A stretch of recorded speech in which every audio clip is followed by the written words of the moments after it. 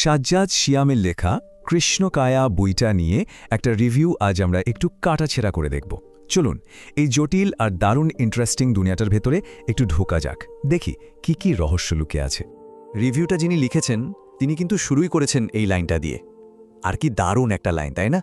এটাতেই যেন পুরো বইটার থিমটা চলে আসে। মানে মানুষের জীবনের সবচেয়ে বড় যে লড়াই, একদিকে মৃত্যু যা আসবেই, আর অন্যদিকে অমর হয়ে বেঁচে থাকার সেই তীব্র ইচ্ছাটা। তো রিভিউ থেকে যা বোঝা যাচ্ছে, কৃষ্ণকায়া বইটা আসলে এই একটা আইডিয়ার উপরেই দাঁড়িয়ে আছে। একদিকে আছে মৃত্যু, মানে যা থেকে পালানোর কোনো উপায় নেই, আর অন্যদিকে আছে অমরত্ব পাওয়ার সেই অদম্য লোভ।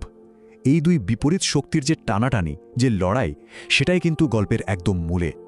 আচ্ছা, তো এই বড় বড় থিমের কথা তো হলো, এবার চলুন সরাসরি গল্পটার ভেতরে ঢোকা যাক। কাহিনীটা শুরু হচ্ছে ভয়ঙ্কর একটা রাত দিয়ে, এমন এক রাত যা তিন বন্ধুর জীবনকে একেবারে ওলটপালট করে দেয়। তো এই তিন বন্ধুর একজন হলো সিজার। ওর আগে থেকেই কিছু মানসিক সমস্যা ছিল। তো ও এমন একটা ভয়ঙ্কর জিনিস দেখে যা বিশ্বাস করার মতো না। ও দেখে শয়ে শয়ে কুকুর ঘেউ ঘেউ করছে, আর ওর প্রতিবেশীদের মাথাগুলো কাঁধ থেকে প্রায় ঝুলে পড়েছে। ভাবুন একবার।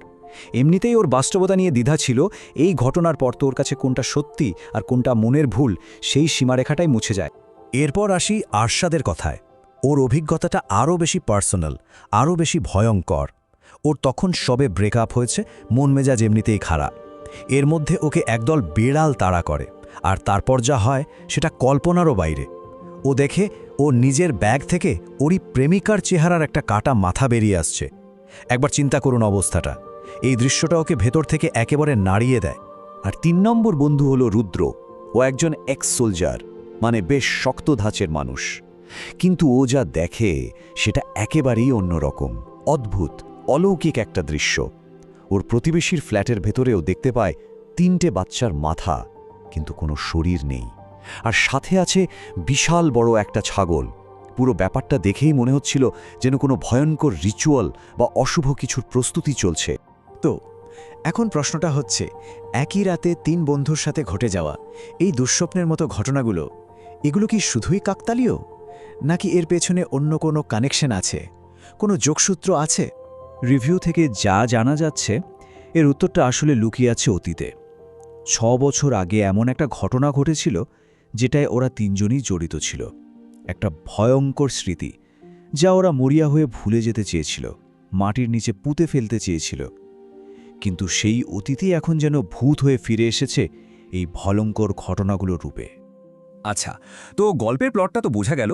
এবার চলুন একটু বইটার স্ট্রাকচার বা গঠন নিয়ে কথা বলি।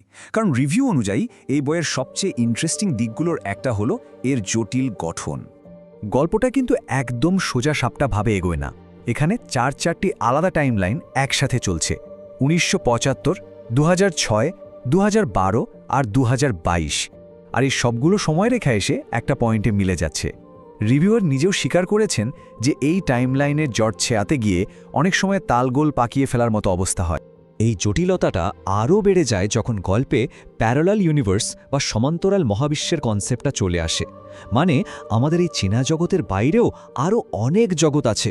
আর গল্পের চরিত্ররা শুধু এক সময় থেকে অন্য সময়েই যাচ্ছে না, তারা এক বাস্তবতা থেকে অন্য আরেকটা নতুন বাস্তবতার মধ্যেও যাতায়াত করছে।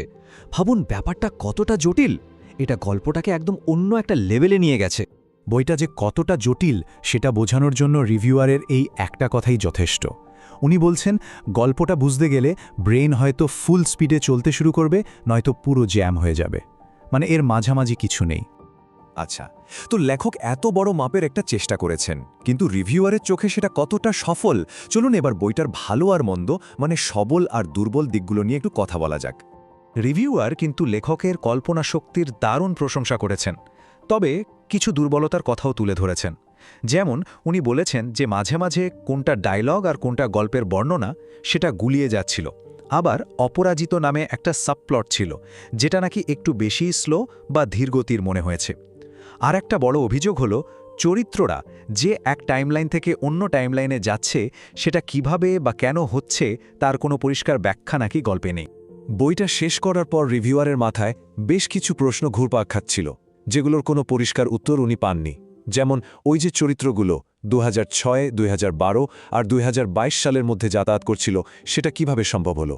প্রতিবেশী সাইমার শেষমেশ কি হলো, রশিদ নামের একটা চরিত্র কেন অতীতে ফিরে গেল, আর গল্পে এত ভয়ঙ্কর হিংস্রতার কারণটাই বাকি।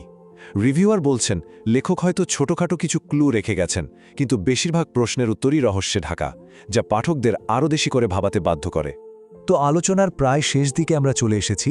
এবার একটু দেখা যাক বইটার এন্ডিং বা সমাপ্তি নিয়ে রিভিউয়ার কী বলছেন, আর এই সিরিজের ভবিষ্যৎ নিয়ে বা কী ধারণা দিচ্ছেন। এই বইটা কিন্তু কোনো পরিষ্কার সমাধান দিয়ে শেষ হয় না। রিভিউয়ারের মতে লেখক ইচ্ছে করেই একটা ধোঁয়াশা রেখে শেষ করেছেন, ঠিক সিরিজের প্রথম বইটার মতো। আর এটা করার কারণ হলো ভবিষ্যতের একটা বিশাল বড় লড়াইয়ের জন্য স্টেজটা রেডি করা। লেখক কিন্তু খুব পরিষ্কারভাবে দুটো শক্তিকে মুখোমুখি দাঁড় করিয়ে দিয়েছেন। একদিকে আছে কৃষ্ণকায়া, যা অমরত্বের প্রতীক, আর তার ঠিক বিপরীতে আছে অপভ্রংশ, যা হলো মৃত্যু আর ধ্বংসের প্রতীক। বোঝাই যাচ্ছে সিরিজের পরের বইতে এই দুই শক্তির মধ্যে একটা মহাযুদ্ধ বাঁধতে চলেছে। আর রিভিউয়ার ঠিক এই প্রশ্নটা দিয়েই তার লেখাটা শেষ করেছেন। একটা প্রশ্ন যা আমাদের মনেও থেকে যায়, মৃত্যু আর অমরত্বের এই বিশাল লড়াইয়ে শেষ পর্যন্ত কে জিতবে? অমর হয়ে থাকার ইচ্ছা নাকি মৃত্যু, যা কিনা অনিবার্য? এর উত্তরটা হয়তো আমরা পাবো সিরিজের পরের বইতে।